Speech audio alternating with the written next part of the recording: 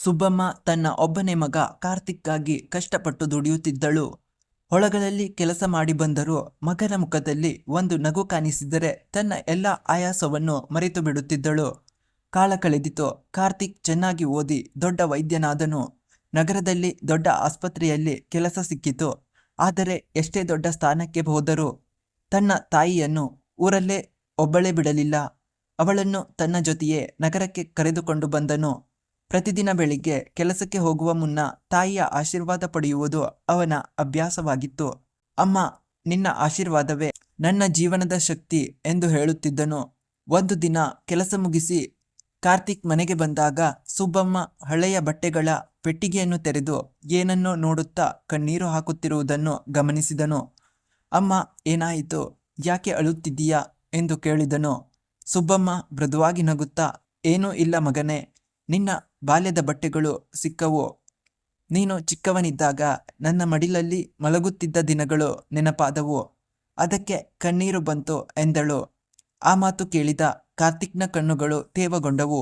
ಅವನು ತಾಯಿಯ ಹತ್ತಿರ ಹೋಗಿ, ಅಮ್ಮ, ನಾನು ಎಷ್ಟೇ ದೊಡ್ಡವನಾದರೂ ನಿನ್ನ ಮಗನೇ, ನಿನ್ನ ಮಡಿಲೇ ನನಗೆ ಸ್ವರ್ಗ ಎಂದು ಹೇಳಿ ಅವಳ ಮಡಿಲಲ್ಲಿ ತಲೆ ಇಟ್ಟು ಮಲಗಿದನು. ಸುಬ್ಬಮ್ಮ ಅವನ ತಲೆಯನ್ನು ಪ್ರೀತಿಯಿಂದ ಸವರಿದಳು.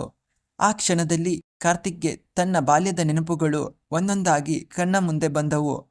ಜ್ವರ ಬಂದಾಗ ಇಡೀ ರಾತ್ರಿ ತನ್ನ ಪಕ್ಕದಲ್ಲೇ ಕುಳಿತುಕೊಂಡ ತಾಯಿ, ಹಸಿವಿದ್ದರೂ ಮೊದಲು ಮಗನಿಗೆ ಊಟ ಹಾಕಿದ ತಾಯಿ, ತನ್ನ ಆಸೆಗಳನ್ನು ತ್ಯಾಗ ಮಾಡಿ ಮಗನ ಕನಸುಗಳನ್ನು ನನಸಾಗಿಸಿದ ತಾಯಿ ಎಂದು.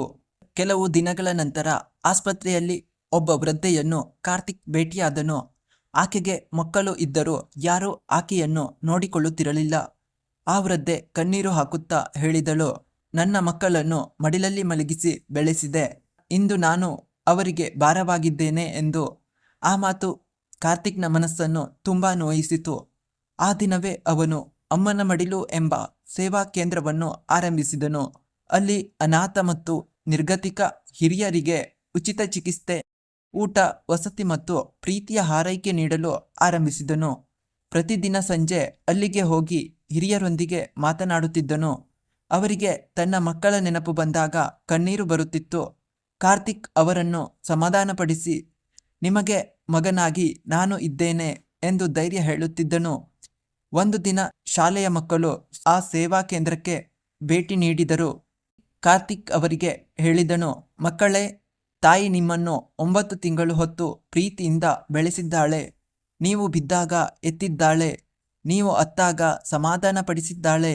ಇಂದು ಅವಳು ವಯಸ್ಸಾದಾಗ ಅವಳಿಗೆ ನಿಮ್ಮ ಪ್ರೀತಿ ಮತ್ತು ಗೌರವವೇ ದೊಡ್ಡ ಉಡುಗೊರೆ ಎಂದು.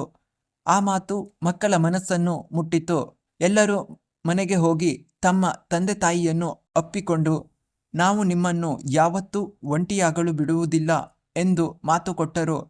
ಕೆಲವು ವರ್ಷಗಳ ನಂತರ ಕಾರ್ತಿಕ್ನ ಸಮಾಜ ಸೇವೆಯನ್ನು ಗುರುತಿಸಿ ಅವನಿಗೆ ಪ್ರಶಸ್ತಿ ನೀಡಿದರು. ಪ್ರಶಸ್ತಿ ಸ್ವೀಕರಿಸುವಾಗ ಕಾರ್ತಿಕ್ ಹೇಳಿದನು, ನನ್ನ ಜೀವನದ ಮೊದಲ ಶಾಲೆ ನನ್ನ ತಾಯಿಯ ಮಡಿಲು.